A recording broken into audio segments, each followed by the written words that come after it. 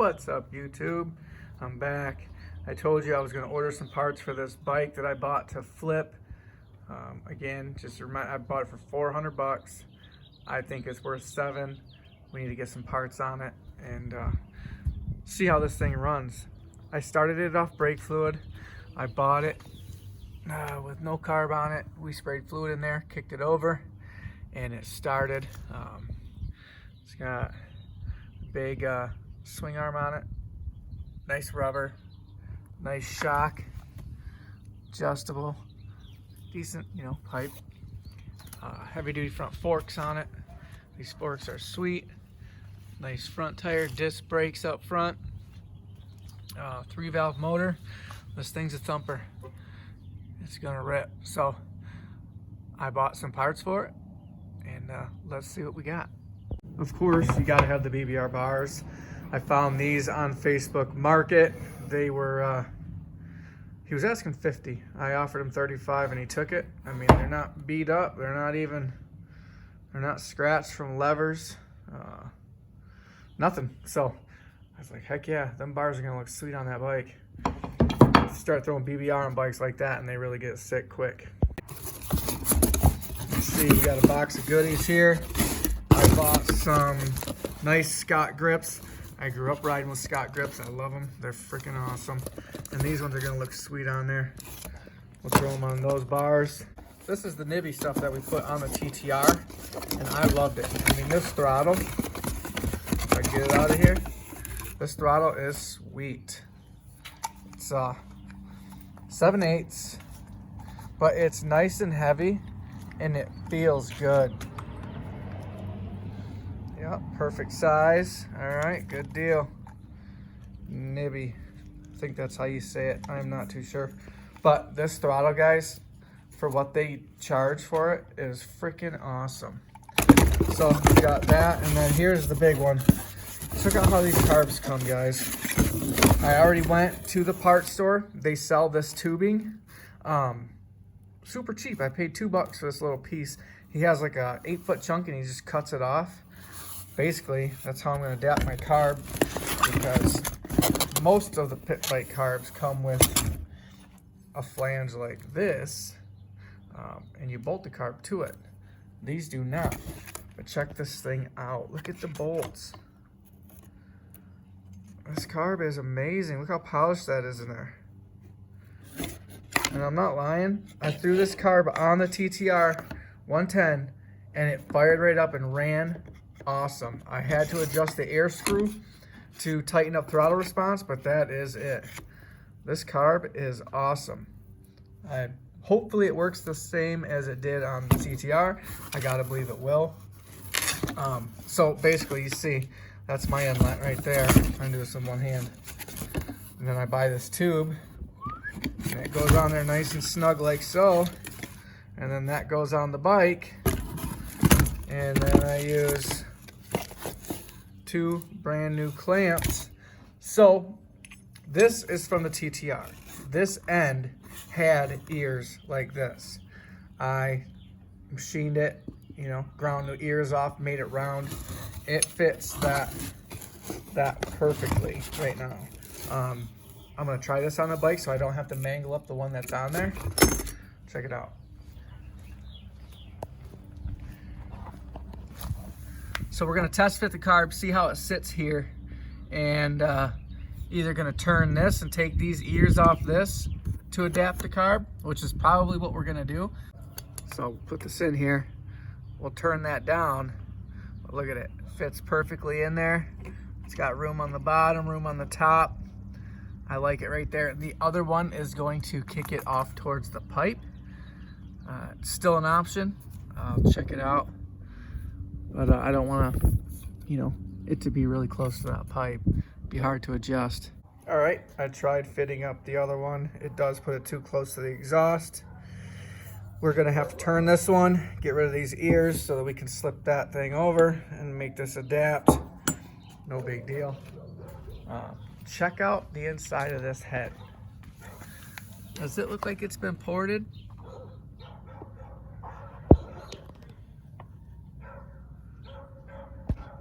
Something looks like it's been done in there. It's shiny. You can obviously see that right there. I don't know what that is, but that's a super sharp. I guess I don't know how these come stock, but yeah, she's a ripper. So I'm gonna turn that, see if we can't get it adapted. Hopefully get a carb on this thing and hear it run. And by turn, I mean grinding this ear off like so. Pretty effective way of getting it the size I need it. I also have this thing that I bought for 30 bucks. Couldn't believe I found that for 30 bucks. But yeah, I'll continue getting this off here and I'll show you how it works. Check this thing out. I mean, not bad for a grinding wheel. Not bad at all. So now, I mean, it's a little rough, so I'm gonna throw it on this thing here. It will,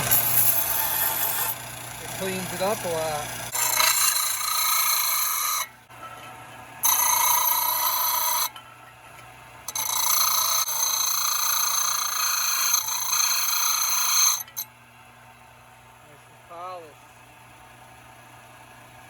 And then once you've got it all nice and grounded, it fits in there nice and tight. Throw your clamp on there, voila, you've got a carb boot. This stuff is freaking awesome. I don't know what it is, but I even like the way it looks. Like, it looks cool. So we'll throw that on there, and that's gonna hold the carb, and that's gonna make it run. So let me get this all polished up. I want to get it the rest of the way done, get it smooth, and we'll throw it on the bike. So I'm getting these bars off, and you notice all the little things when you're actually working on it. Look at this clutch lever. I mean, that thing is wicked. That riser. Everything seems to be in good shape up here. We've got braided brake lines. Crazy cool shift lever. So I'm gonna try to get these BBR bars on here and see how this looks. Also, and if you look, they're dang near the same exact handlebar, but these ones say BBR. So, you know, that's 20 horsepower. Me personally, I don't really care about name brands as long as I know what I'm using is good. But if you can find something cheap and put a name on something, I promise you, it will bring a lot more money in, and it'll bring a lot more interest. A lot of people, man, they just like that sticker. So if you can find it, always add it if you can find it for a budget. And as far as like fixing, you know, doing stuff like this, if you're going to be working on stuff and trying to, you know, fix it good, but also cheap. I don't want to say cheaply fix it, but with the best price, you got to kind of know how to, you know, fix things in a cheap manner, in a quick manner, without buying, because I could have bought the adapter for this and it's $16, and it just would have bolted up there, and it would have had a little snout off it, and I would have stuck this boot on there. I would have had to buy that and this boot. Doing this here, this is perfectly fine, perfectly acceptable. It's solid, it's on there tight, doesn't look horrible. But you know, we're saving money. These bars, bought them for 35 bucks. They're worth way more than that, never used, you know. These are gonna make that bike stand out all the more, and gonna make people want it. They see that in the picture on the ad, they're gonna love this bike. They're gonna know, or they're gonna think, man, this guy has, you know, put some time and hours into this bike. If he's adding these parts, it's gotta be a sick bike. And it's gonna bring more interest, especially people looking for pit bikes. Somebody that knows what this is. You know, you got guys that have no idea. They just think it's a China pit bike and they're looking for a pit bike for their kid. And you've got guys that are, you know, avid pit bikers that ride on the weekends with their buddies and with groups of people that know what they're looking at. That is probably the person that's going to come buy this, because, you know, my price is going to be $750 probably to start, and I think that's a deal. And I'll make it a couple $100. We'll ride it and off to the next one. You know, Facebook market is flooded with stuff right now. Obviously we're dealing with COVID prices and you have to adapt to that. It took me a minute because I was upset. I was like, no, I'm not paying that for that bike. No way I'm not paying that. Those are crazy prices. I'll never pay that. Well, then you're not going to be flipping. You got to be able to adapt to the prices.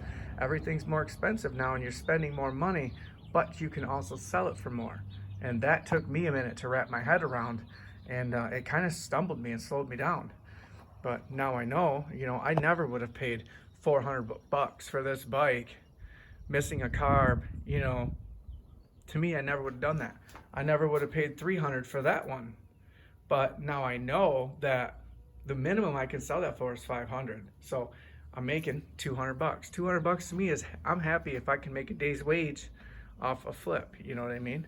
Sometimes we make 1,000 and I'm really happy. But you have to be able to adapt, and you have to be able to fix things in a smart way that it doesn't cost you a bunch of money, and you know, it doesn't look janky. Nobody likes janky. It's got to look good, it's got to run good, and you'll sell that bike. I promise you. If it runs great, someone comes and rides it and they're really actually interested and they're here and it works and everything works on it and it's not janky, they're 100% buying it. All right, bars are on. Look at that thing. So check out this cable too. I got this off Amazon. I bought 2 of them. Oh, my partner is ready to quit. She's trying to go in the house. Say hi, Phoebe. Oh. So, yeah, these cables cheap. I think I paid like 11 or 12 bucks for them. Put the same one on the TTR. Insane. I mean, you can't beat it for the money. It's just,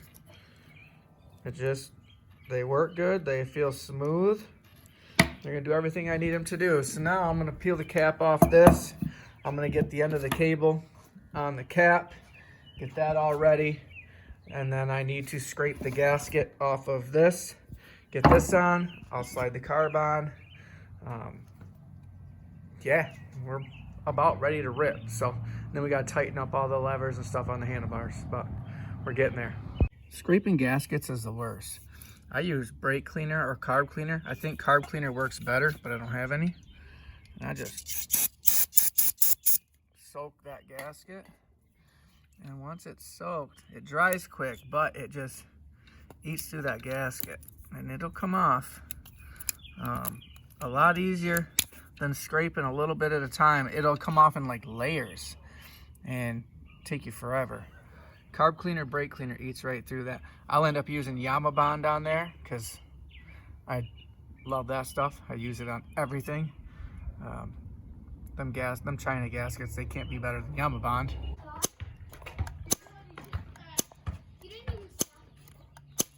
All right, just got some premium in it. Couldn't find my funnel, so I just spilt it all over the damn thing. But it doesn't look like I'm leaking gas anywhere. Let's turn this on, I believe. See if we start draining gas.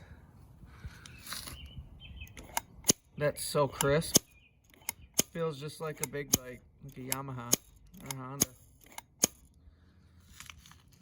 No leaks. All right, let's prime it, see if I can start it. All right, I literally just kicked it once and it rolled over, like it tried to start. This is the second kick. Let's see what it does.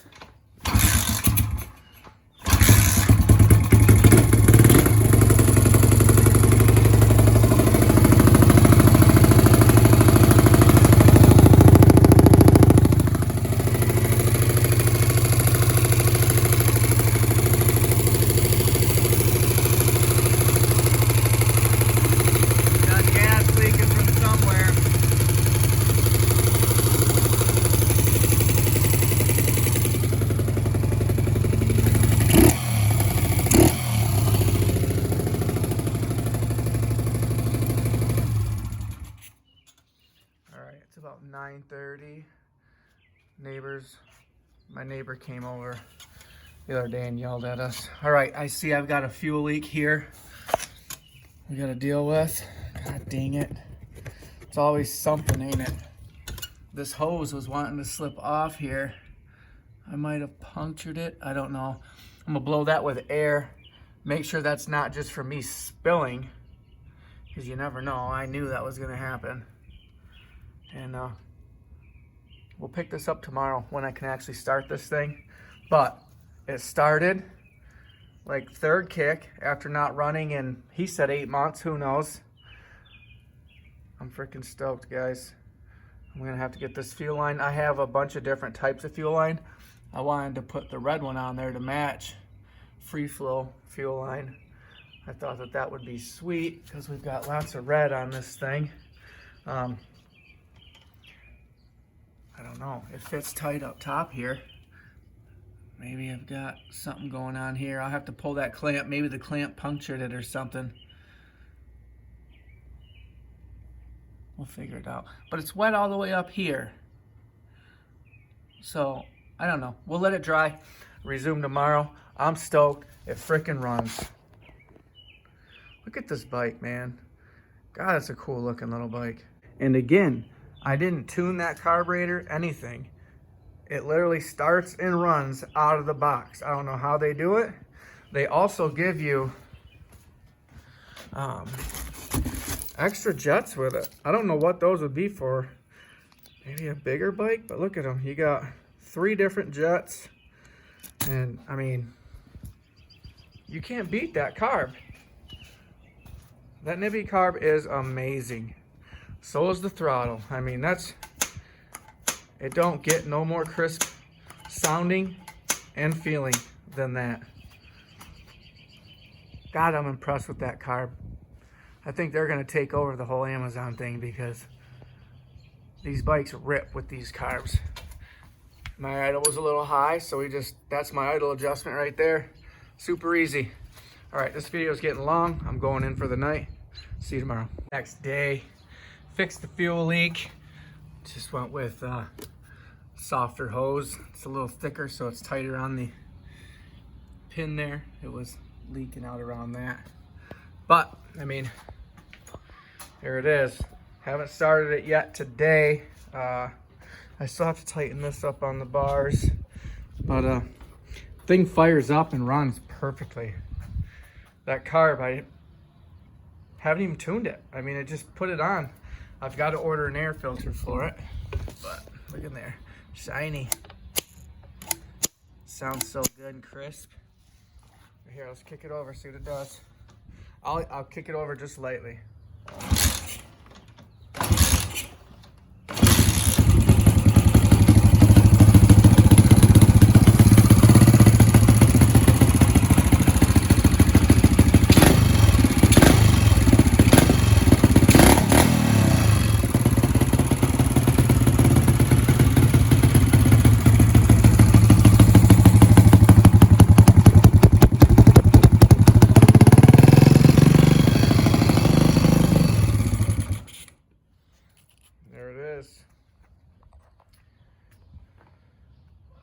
That's the bike. Got it for a super steal. Probably gonna take Cam out, go ride it for a while, post it for sale. I did sell the little quad, made 200 bucks off that, happy as can be. I mean, second day, guy came, bought it, literally fired right up. As long as these things fire right up, you're gonna sell them. If it's hard to start and there's a bunch of little crap wrong with it, people aren't gonna buy it. You gotta fix that stuff. All the piddly stuff that people let go, you have to fix. Other than that, I mean, it's a pretty easy job. It's pretty easy to do. It's a fun job. I gotta cut this short. I gotta run and go get a ultra rare Yamaha quad. About to jump in the truck, go pick that up. If you like what you saw in this video, subscribe, click the like button. If you want to flip bikes, anything, follow. And maybe you'll see something, learn something here. Either way, this bike's gonna sell. It's gonna make a bunch of money. Peace.